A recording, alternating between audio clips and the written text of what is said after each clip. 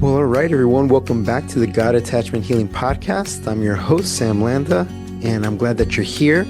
As you have noticed, I've been having a lot of conversations, a lot of interviews for the podcast, and it's been really a great experience, as always, having these very important conversations with a lot of counselors, people involved in ministry. Overall, it's just been a really great experience. And like I said, I wanted to bring you more value and not just having these conversations with other counselors or people involved in ministry, but also just the content and how much more in depth I can go on these topics.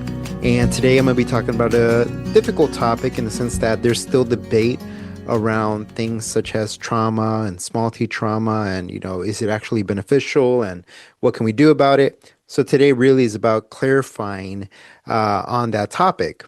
And I know that in some ways it can feel very validating to have all issues in your life considered trauma, specifically from your childhood. But one of the things that I find in the research is that ultimately you can't really build resilience if you have that type of mentality or approach to viewing traumatic events. So there's a couple of different things that we're going to explore today, but specifically what we'll do is we'll define what trauma is and what it's not, and then we'll look at how attachment patterns are involved and can pull us towards being more resilient as we analyze those early attachments. And lastly, we'll go through some steps to build resilience by reframing negative experiences. And obviously, I do this through a Christian perspective, Christian worldview. So if you've been wondering, am I traumatized? Did I experience a lot of trauma growing up? Or am I just going through something difficult? This is going to be the episode for you to tune into. Again, there's a lot of debate on this topic. I have my view, and you'll hear some of that today. And I actually had a really good conversation with Maggie McCain. She's a licensed clinical social worker. She actually opened up my eyes a little bit to viewing small t trauma as an actual issue that we should address and be mindful of. So I will touch on that today. But for the most part, my perspective or my approach today is not just for you specifically, but for people in general, not to label things or everything as trauma. And also for you, as you hear stories on social media or from friends, is not to take it at face value when people say that I've experienced trauma. This doesn't mean don't pay attention to them. This doesn't mean don't hear them out. It doesn't mean minimize their pain. It just means think critically as people are sharing these things, because you don't want to establish or provide for them this victim mentality, and that can happen very easily. Obviously, my job as a counselor is to sit with people, to have compassion, to be empathetic towards their situation, and also to move them towards healing in the best way that I can possible. And a big part of that is being able to sit with people throughout their suffering and help them make sense and gain meaning from their life experiences. So we do that together. And honestly, because I've worked with a lot of trauma, I've seen the benefits. Ultimately, everything comes down to one specific thing. It's the quality of relationships when you were growing up, and also the ones that you develop as an adult. That ties in very well to the attachment perspective that I use. And you'll see again some of that today. So before we start, for those of you who have been tuning in, one thing that I want to emphasize a lot is getting reviews. So if you can go right now to the Apple podcast on your phone, or you can go to Spotify as well. And if you can just look up God Attachment Healing and provide a review there, you can leave a rating and then provide a review. I'd greatly appreciate both. And basically what that does is that it gives me feedback. It allows for the podcast to continue to grow. Honestly, the last couple of weeks, it's continued to slowly go up, which has been good to see. That means more people are getting access to or are tuning into the episodes and are interested in this topic. Well, again, this has taken a long time to build up. And by you providing a rating, by you giving some comments and some feedback through your reviews, that really helps people who are now tuning into, like, oh, here's what they're saying about this podcast. So if you could do that, that'd be great, and I'd really appreciate that. So thank you. All right, well, let's get into the topic today of what trauma is and why is it bad for us to label everything as trauma, and learning just how to build resilience. So what is it and what is it not? Right. So the core diagnostic manuals define trauma as exposure to actual or threatened death, serious injury, or sexual violence. This can happen directly or indirectly by witnessing it with your own eyes growing up. Okay. So that's the big T trauma that we'd be referring to. Sexual assault, severe accidents, combat, natural disasters, life-threatening medical events, and some forms of chronic abuse and neglect. Okay, so there's also something known as post-traumatic events, meaning situations that could be traumatic but do not affect everyone in the same way.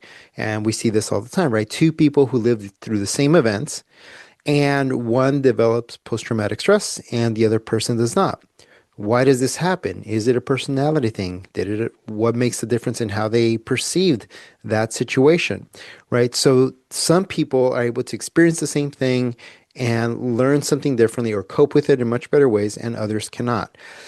And again, we'll talk a little bit about that, but not every experience that you have is going to have a traumatic event. I remember very clearly this time where I was driving my sister to college.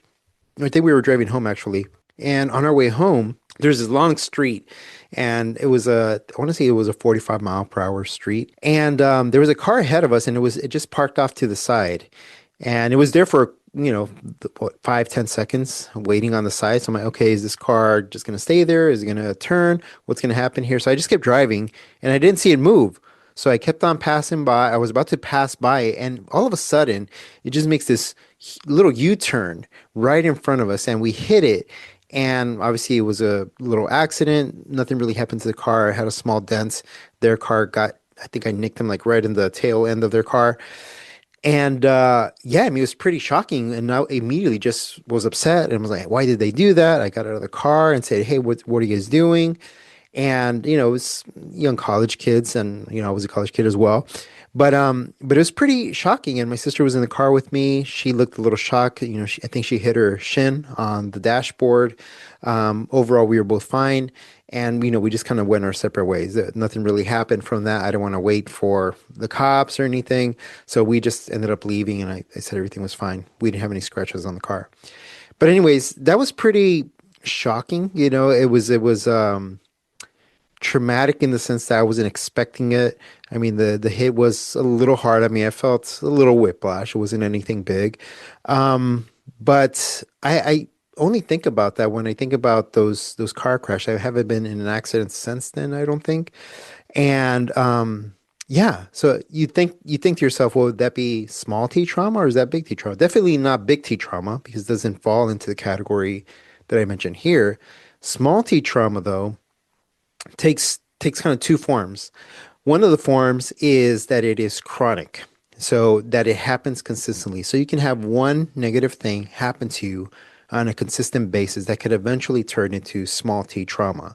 So small t traumas or are events that create a sense of meaning that we attribute to ourselves based off that repeated negative experience. For example, if you have a parent who is consistently calling you names, is consistently calling you lazy or good for nothing or ugly, whatever the case is, if they do that on a consistent basis, it starts to take on a meaning to your identity, to you as a person, right? So you start to feel worthless, you feel ashamed, you feel not good enough, all of these different things. So if you've had multiple chronic experiences of those negative events and negative situations, you start to develop a certain way of looking at yourself.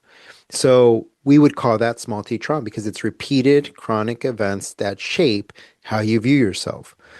Every once in a while, you can have one big event or multiple events or repeated events throughout time that also start to shape your identity, right? And these could be tied to these major events like sexual abuse or we talked about natural disasters and so on. But most of those things can be coped with because it's not another person doing an offense towards you. Like it's traumatic, your body feels it, it may be in a state of shock, right? And it takes some time to recover from that. But the reason why it's not as damaging, again, I'm not minimizing the effects of that.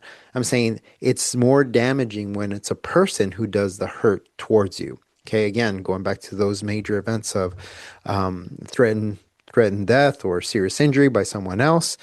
Maybe someone robbed you or pulled out a gun on you, something like that, right? It's very traumatic situations. It's a person. And we don't often think of ourselves or think of other people as wanting to do harm to us. But when they do, it does shock the system in a different way. And it makes us rethink how we view ourselves as people and how we view others, right? Trauma shapes not only the way that you view yourself, but also the way that you view others. So, that being said, those are the ways in which small t trauma can manifest itself. Now, one thing that's extremely important here as we start to talk about trauma is the biggest buffer that we have to coping with trauma is to have strong supportive systems, people in place, right?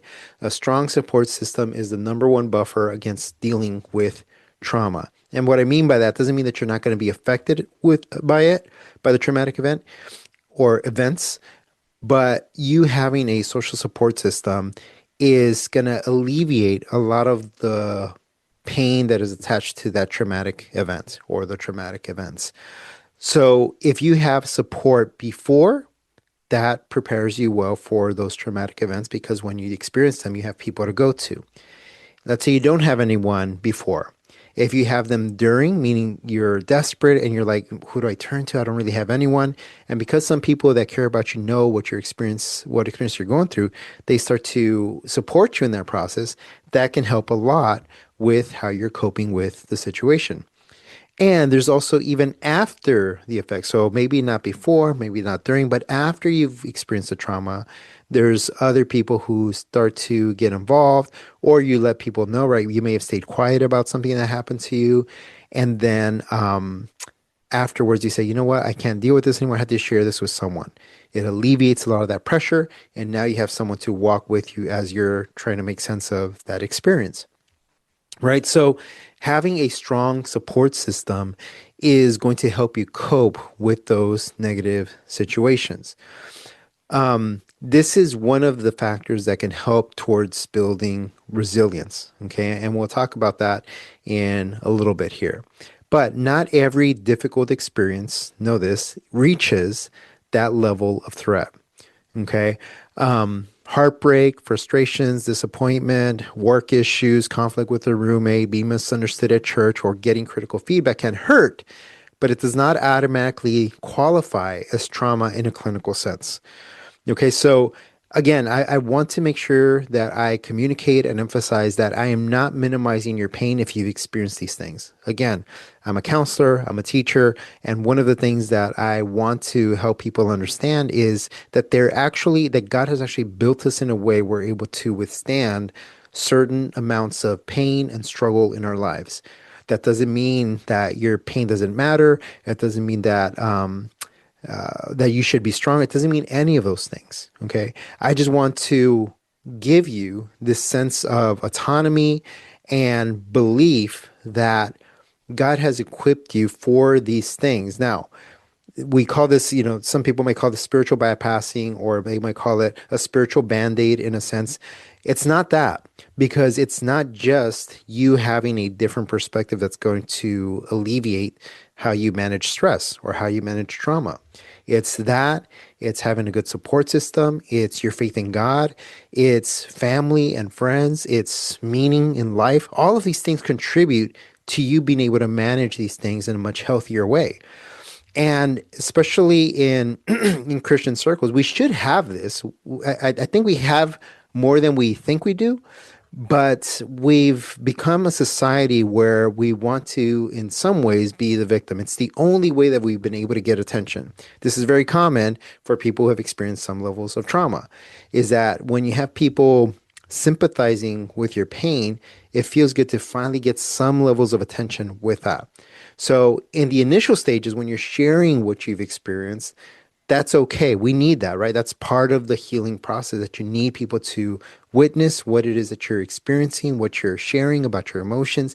We need that. That's how God made us, right? Made us for a community.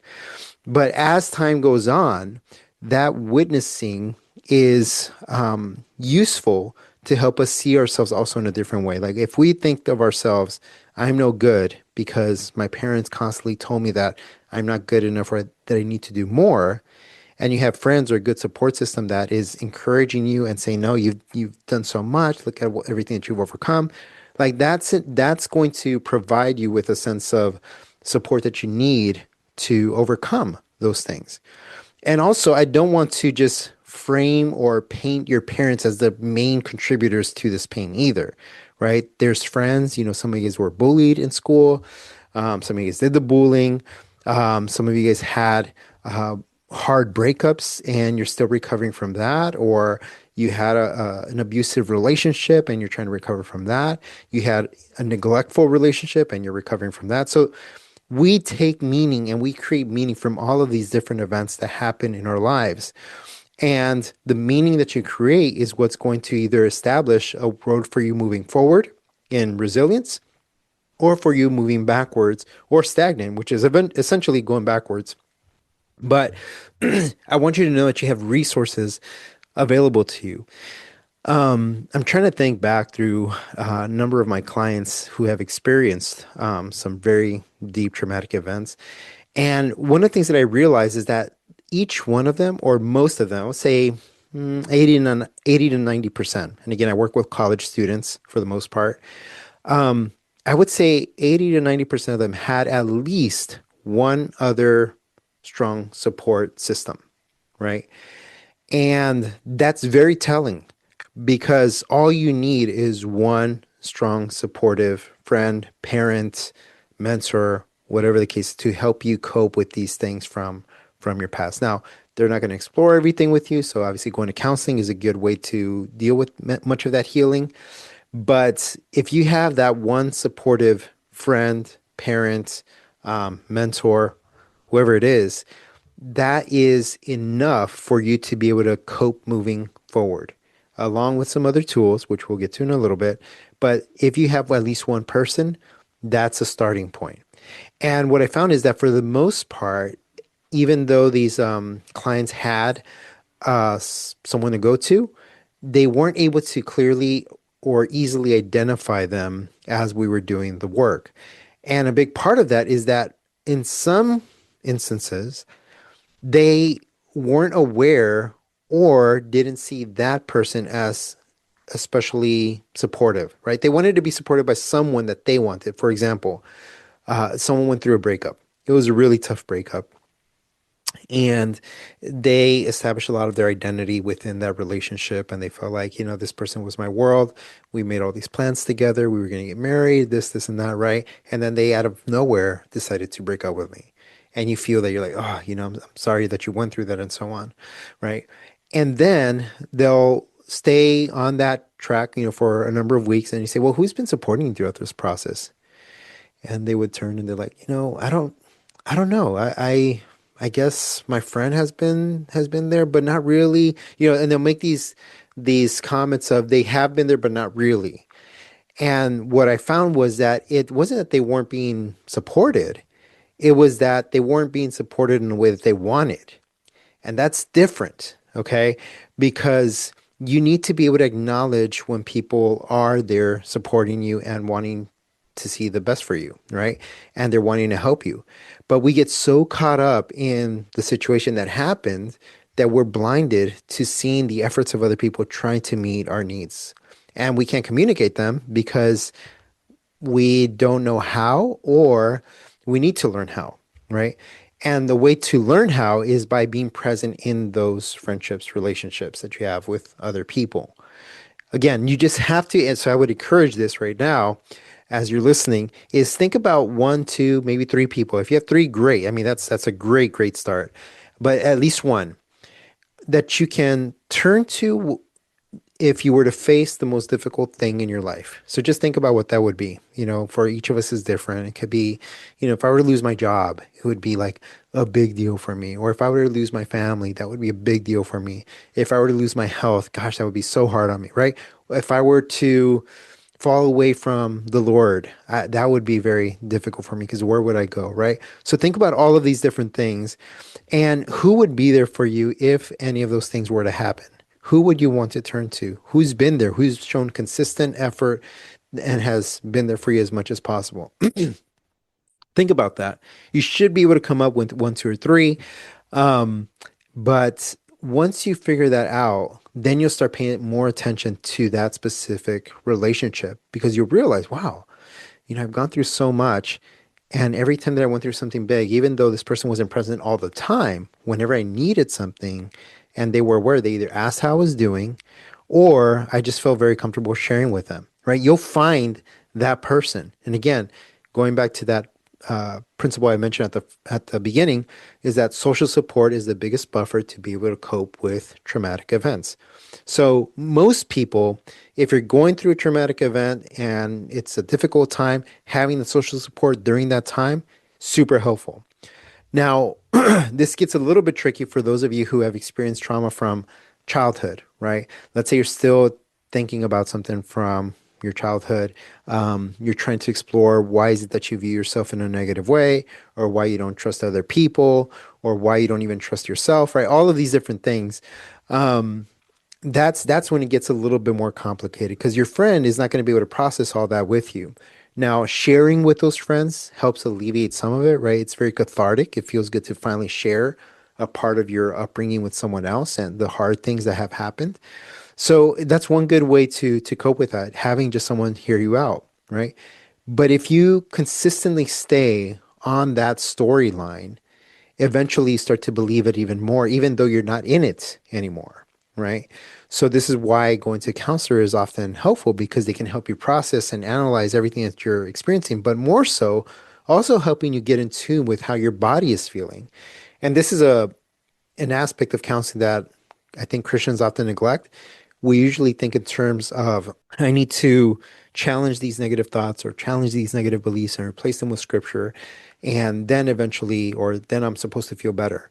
Though that is helpful, I do believe in replacing lies with truth and biblical truth. There's also this other part of, well, how does your body feel when you're challenging these different negative beliefs about yourself? How does your body feel when someone doesn't invite you to something, right? Oh, it's that feeling of rejection. Oh, that's where it comes from. When I was young, I didn't have a lot of friends. And when I did have a friend, they invited her or him to this party and they didn't invite me. And I felt super rejected from that. And it kept on happening, right? So eventually I come to believe that no one really wants me, right? And how does that show up in your adult life? Well, same thing. I mean, I'm now an adult and I just graduated and I'm starting a family and I see my friends kind of move away and no one calls me, no one texts me. So it must have meant that it was never nothing meaningful or nothing true for them, right? Or I have friends, but we don't really hang out as much. So it's probably because they don't like me. When it could just be a bunch of other things, right? But those experiences from your childhood have shaped the way that you view yourself and the way that you view others in your adult life. Okay. So there's a lot, and there's a lot to explore when we're talking about these different, these different type of experiences that we label trauma or not trauma. So why is it important then not to label everything as trauma? Because then your mind starts to narrate every negative experience through that lens. Okay. So a couple of things here. If you did experience something traumatic, so I mentioned the big T traumas, right? So obviously from those, if you've experienced that, I would say go to a counselor and try to explore what's the deeper root of all those things that you've experienced. If it's small T trauma, I would say first focus on your social support system. Find that.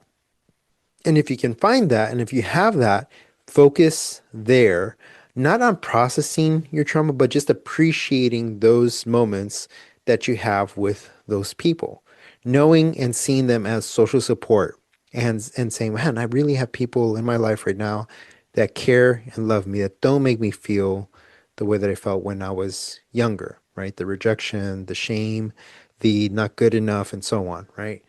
Now you might say, well, Sam, I do have friends and I do have people that care about me. My parents check in on me and my parents like ask how I'm doing. And I have someone, a boyfriend, girlfriend who loves and cares about me, a spouse who loves and cares about me.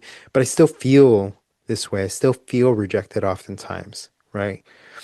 And, one of the things that we like to do in counseling is looking for evidences that confirm those feelings, right? So if you felt rejected and you feel it from someone who's very close to you, you would say, well, my boyfriend, girlfriend often makes me I feel rejected by them. Oh, okay. Tell me about that. What do they do that makes you feel rejected? And you would say, well, they ignore my texts or they don't call me back when they said they're going to call me back. Okay, so let's look at that and say, okay, have you communicated this with them? No, I don't want to make it a burden, or I don't want to make this thing kind of like a big deal. It's probably nothing. Well, share it with them. At least they know where you're coming from, right? And that's kind of that's kind of like the first step of, okay, get these things out, right? These things are locked inside, and when you have someone that is a safe person, you want to start to share these things. And usually people who have experienced small t trauma have a hard time trusting people because they don't know how they're going to respond, right? So they feel fearful of sharing these offenses out of fear of ultimately being rejected again, right? But when you find someone who is safe, again, that's why I said that list is so important. That one, two, or three people that you have, start to share these things with them. And what you'll start to experience is repeated instances of safety, repeated instances of attentiveness, repeated instances of empathy and compassion and love and care for you as you share those things, right? Oftentimes we just keep these things to ourselves and we don't give people the opportunity to be able to minister to us in that pain, right? Which again reinforces the belief that you're not important or that you're going to be a burden for other people, right? So everyone had, like I said, 80 to 90% of my clients that I've had have had at least one or two people in their life that they can turn to when they go through a difficult situation. But even when you're processing old traumatic events and those beliefs are coming up for you, again, small t trauma has to do with how you view yourself, how you view others based off of those negative repeated instances in your childhood. So what you need is repeated, consistent, helpful instances or experiences with safe people for you to start believing a new narrative. And that starts to help regulate your nervous system. Okay. I've often talked about this, the big three when it comes to healing and safety is you want consistency, you want effectiveness, and you want timeliness. So consistency is exactly what it is. You want repeated events, right? Consistent markers of someone being there for you throughout your life experiences. Okay. Effectiveness is that what they do, whether it's listening to you or giving you feedback, maybe that's what you're asking for, or if it's just a hug, if it's just, hey, I'm here for you, if it's tell me more, whatever the case is, whatever it is that they're doing, that it's working at helping you regulate, that you feel good or better after sharing with them, right? Initially, there's a little discomfort, but again, the more repeated instances you have of people being there for you, the better you're going to be able to see how effective that their presence is for you, right? And timeliness has to do with how quickly do they tend to your need. So let's say that you need to talk to them immediately and they pick up the phone, hey, what do you need? I'm here for you. How can I help? Right? Or they at least give you a timeline of when they can be there for you. So let's say they're at work and something happened, you need to let them know. You call them and they say, hey, I can't right now. How about we talk tonight? Or how about we talk this weekend? Right? But they give you a timeline. That's part of timeliness, is letting you know what time they can be there for you, but also how quickly they tend to one of your needs. Okay. And like I said, as you share more and more with this safe person, you got to identify that safe person. That's important. Once you identify that person, you start testing these out with that person over an extended period of time. I would say at least a month, right? So let's say you have a friend, you haven't shared with them much, but you're wanting to learn how to do this. You share little by little, right? And just see how they respond. Is it consistent? Do they start to respond consistently? Are they effective in what they do? And you're able to ask for those things, what you need. And then timely, how quickly do they tend to that need? And the more repeated instances you have as you're processing this old traumatic event, it starts to reshape the way that you view your story. No, you know what? I am important. This person shows how much they care about me. The Lord is using this person in my life as someone who's able to minister to me during this difficult time. I don't know why I think the way that I think. I wish I thought differently, but now that I'm seeing this person be here for me, like it's starting to shape my mind differently and how I view myself and how I view her or how I view him, right? You want repeated experiences of positive experiences in a relationship, and that starts to shape the way that you view these things. When it comes to attachments, one of the things that or question that could come up is not just what happened, but how did you experience what happened and who was with you in it, right? When I'm distressed, someone comes, I matter, I am not alone. That's essentially what you're going to experience as you find this healthy, key, secure attachment figure, right? That secure base and safe haven makes it easier, both later in life, to navigate stress and in the present, to navigate stress, conflict, and disappointment without collapsing. Insecure attachment, whether anxious, avoidant, or disorganized, can make everyday stressors feel like emergencies. Okay. Again, this would go back to small t trauma. Anxiously attached people may interpret a delayed text as abandonment. Now, is it abandonment? No, but it will be interpreted or may be interpreted that way by someone who is anxiously attached. Avoidantly attached people may experience normal closeness as suffocating and respond with withdrawal. Okay, so here you have the avoidant. Again, it's part of an insecure attachment. They will experience someone being too close as, you're getting in my space. I don't really need that. I need to pull away because this is too much for me, right? It's not always going to be I'm worthless or anything, but leave me alone. I don't want any of this right now. So those patterns are not trauma in and of themselves, but they shape how we appraise events. Ordinary relational bumps can feel catastrophic because they touch on attachment fears.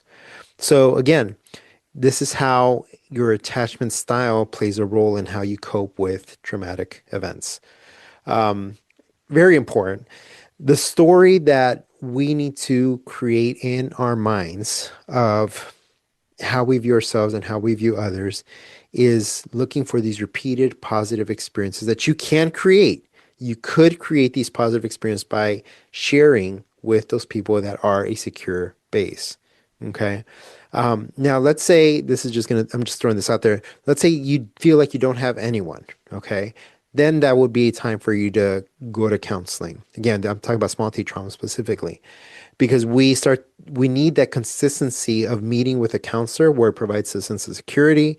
We need the effectiveness of the tools that they give us, that they teach us, of them just being present with us, right? And we need the timeliness, right? Most of us wait until we go and see our counselors to start sharing all of these things that we experience throughout the week. And it can be very freeing and very healing, right? So that counselor becomes your corrective attachment figure. They're the person who now can help you. Hey, maybe we can find someone. Who could that person be? And you can explore that together. Okay, so that's how attachment plays a role in this. Now to kind of finish this last step of, okay, what are some ways in which I can develop resilience? I'm a huge believer in resilience. Most of the things that I do for myself are sports related, military related. Well, what else can I say? A Christian faith related, very important to me. So all of these things, they teach me something about how I want to view myself, how I want to view others, and how I can move forward.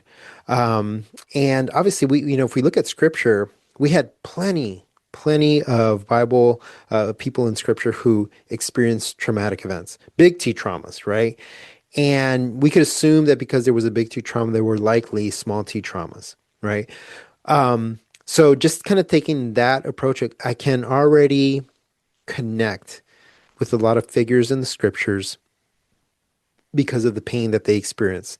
And I would say that a lot of what I experienced wasn't even to the level that some of them experienced, or many of them experienced, right? I mean, Paul suffered persecution. Some of the disciples were crucified upside down. They just experienced so much tribulation. Some were stoned to death. So Stephen, the martyr Stephen. So there's a lot that has happened in Scripture that I would label as that was heavily traumatic, right? But one of the things that this isn't going to work for everyone, but this is one of the ways that I look at life in general, is how can I differentiate trauma from hardship, right? So first of all, it's just describing what it is that happened. I don't need to label it trauma for it to be real, right? And I see that a lot of people, there's a sense of ease or maybe they feel a little bit alleviated by calling something trauma. And I have found that that is not actually beneficial, right? Because saying the word trauma puts you already in a victim mindset. It doesn't mean that didn't happen. Okay. So I hope you hear me clearly on this. It doesn't mean that didn't happen. It just puts in your mind this mentality of, I'm a victim, right? Because most people who are sharing about these traumas kind of see themselves in that way. So what I like to recommend is, okay, if the client uses trauma, they use trauma, right?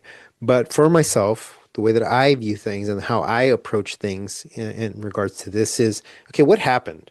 Just describe what happened. Okay.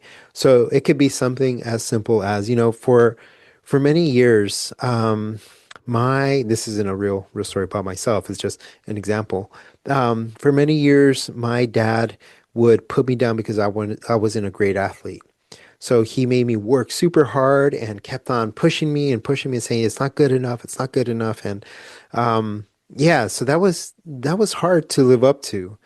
And, today I feel like I live with that mentality of I need to live up to other people's standards. And, so that's kind of where my head is at. But that was hard for me to do the best that I can and still not placate or satisfy my father's expectations, right? Now, notice what I did there. I shared what happened, but I didn't label it trauma. And say it was very traumatic for me to see this from my dad. Like it's just the word itself. The word itself puts your mind in a certain space of this kind of victim mentality. Okay. So what I'm saying is if you just describe what happened, it's just a fact of what happened without the label, right? Here's what happened. And here's what was hard about it. And here's what was, and you can walk through that, through each of those feelings, the beliefs that were developed from that. So for me, like I said, again, just as an example, um, I feel like I have to make people happy with me. And it always feels like I'm working to gain their approval, right? So see, we can work with that. But as soon as we label, it's very traumatic for my dad to say that about me, and still I experience some of that trauma when people are expecting things of me, right? That doesn't help at all, really. So clients do this all the time because I think it provides them a sense of relief. But in the long term, when we talk about building resilience, you need to change the narrative around that word because we're assigning a lot of meaning to that word. Not only that, other people also assign meaning. Like I remember someone one time said, I went through something really traumatic, with my dad or with my mom, and it was just the hardest thing. And all my family knew about it. So there was she was making it this big thing. Like I was expecting, oh man, this was something abusive or dangerous, or violent, something like that. At least that's how it was being painted. So in my mind, if I didn't explore more about what that actually was, I don't know if we would have made any progress. So, anyways, I started exploring what it was that was so traumatic, and she was being left out of things that her older sister um, uh, was was benefiting, right? Mainly, her parents basically favored her older sister because of all her accomplishments, and she was kind of being forgotten. So, could fall into small t trauma, right? Because the meaning taken was I'm not good enough for my parents, or they like my sister better, or they hate me, whatever the case is. So, it could fall into small t trauma. But again, that traumatic language or the trauma language painted in my head a picture of something completely different, right? It's not until we started digging into the details that we said, okay. And again, this didn't say, oh, that's not trauma. That's not what I thought, or that's not what I experienced. But I had to reshape my approach because I'm not going to deal with something that hits big T trauma the way that I'm going to deal with something that's small T trauma. Okay, hope that makes sense. So basically, as I start to explore that, we say, okay, what are the other experiences in your life right now that repeat the same message? And obviously, we went through some of those. We challenged some of it, but we also help body regulate. Okay, how does your body feel? That's a big part of this as well of trauma healing, is that you work through how their body's feeling, how they interpret the messages, and explore certain memories and so on. Some questions can be, was my life, bodily integrity, sexual safety actually threatened, or was this a serious stressor that did not hurt or threaten my survival? Am I re-experiencing this event with symptoms like nightmares, flashbacks, intrusive memories, or intense physiological arousal? Is my functioning significantly impaired over time, socially, occupationally, spiritually, as a result of this event?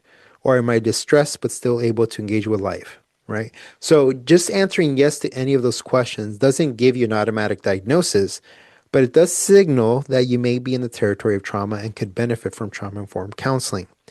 Answering no may mean that what you're experiencing is real pain, real disappointment, or real conflict, but also an opportunity to practice resilience rather than collapse. Right. So with this client, it was exploring that and saying, okay, what are the strengths or coping skills that we need to recover from this type of thinking? And part of that again is removing the trauma language, like using trauma, just describe the facts. Describe the facts, describe the memory. We go to the memory, deal with what's going on within the body, and then try to work to changing some of the meaning attached to the person based off of those life experience. Okay. Research on resilience shows that many people exposed to potentially traumatic events actually maintain or regain stable functioning over time. And I found that to be very true, right?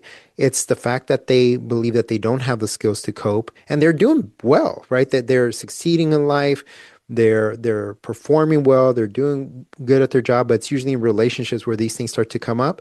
So again, you can start to work through these as you go to counseling or have your social support system. Others experience what is called post traumatic growth, positive psychological change that can include deeper appreciation of life, stronger relationships, a sense of personal strength, and sometimes spiritual growth, right? And again, I mentioned various factors that contribute to healing and growth and resilience over time. It's not just social support, although that's a huge factor, but also the meaning that you create from these experiences, the meaning that you create now from these past experiences. That's important. Also, one's faith. It's a huge factor in how you view things. Um, I would say there's some Christians who minimize pain by just trying to get to the meaning first or trying to challenge certain negative beliefs. But a big part of healing is being able to be present with people. I strongly believe that. So the way that I approach counseling, again, it's not starting to get to the meaning first, or it's not negating what they experience or trying to change the way that they see it early on. It's really about being a safe presence for them along the way, right? Developing a strong therapeutic alliance with the client as we move towards making these other changes, right? And one of the factors that I look at is, well, how strong is your faith? Like, what do you want to believe about this experience that you went through? Um, what meaning can you create from your faith in Christ to use this experience? Again, it doesn't have to be your testimony. I know that's often described like I went through this is my testimony, and it can be, but what meaning does the person themselves want to attribute to these experiences that they've encountered in life? Okay. One of the things that they can also do is to develop resilience is reframe your appraisal to not that I'm damaged, but I'm growing. And I don't hear that language a lot where I'm damaged. I hear more of, oh, this was very traumatic and it's really, I'm traumatized or something like that. Like that's more of the language that I hear people use. You want to strengthen, number three, you want to strengthen relational and spiritual secure bases. Okay. So again, spiritual mentors, family, friends, anyone who's able to speak into your life in and share God's word with you, right? It's a variety of factors that contribute to your overall growth. This is just one of the factors, right? I've already mentioned some of the previous ones. But the other thing too is practicing small, repeated acts of resilient living. So when someone misunderstands you, instead of labeling as, oh, they're ignoring me or this is traumatic, just slow down and you regulate your body and practice clarifying and repairing the relationship. Like, what did they actually mean? If it's someone that cares about you and that you care about as well, it's most likely that they didn't mean to ignore you or to make you feel like they don't care about you, right? So you got to reframe that. right? Again, this is after, I'm talking about after all of these evidences of repeated instances where they've been a secure, helpful, listening base for you. Okay. When a plan falls through, instead of saying nothing ever works out, everything's always my fault, you name your disappointment, then intentionally look for another alternative way to respond or one small good that is still present. Again, look for the good, right? If usually people who have experienced small T trauma will always have like a tendency to look at the negative only, try to reorient your mind towards looking to a good thing that's happened. Again, this is just a small reframe. This doesn't happen at the beginning, so don't feel the pressure there. It's with time that these things start to develop, okay? Because you see people modeling for you what healthy behavior can look like, and especially those secure bases, and that's how you start to learn how to implement some of these things. Lastly, when you feel rejected, instead of immediately assuming I'm unlovable, you talk with a wise friend or therapist about other possible interpretations, and you bring that wound honestly to God in prayer. Again, oftentimes we feel that because people are not able to be there for us, we feel like, oh, I'm not as important or I'm unlovable to this person. But you can name that disappointment and say, you know what, when I invited so-and-so to my house, it was to have them come over and, so we could enjoy each other's company, but they weren't able to make it, right? So it must mean that they don't love me or don't care about me. Well, we want to look at that and we want to say, okay, what other possibilities could it be? Could it be that they're also busy? Could it be that something came up for them? Could it be that maybe they were just tired tonight, right? Could it be anything else? Is this a person who is usually spending time with you? Yeah, they are. Okay, so it could be something else, right? But again, this only happens, you only get to this point after repeated instances of secure attachment, of secure people modeling for you what it looks like to be present in your life. So this is what trauma is and isn't, or we talked about what trauma is and isn't. What are some ways to look at trauma differently, and how you can build resilience along the way, specifically near the end. And guys, I hope that this was helpful for you.